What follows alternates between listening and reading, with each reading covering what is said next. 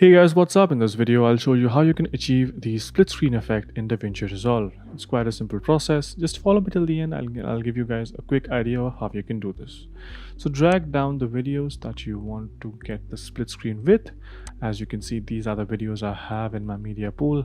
I've dragged them down into my timeline and I want a split screen effect between both of these videos.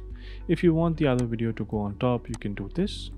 And let's say you want a split screen effect on this. Just click on this button to enable the crop mode. You can click on the drop down menu and select crop as well.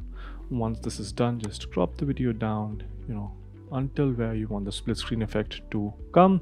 Once this is done, you can reposition the other video by clicking on it and then clicking on inspector and changing the x-axis position. Just drag it to wherever you want.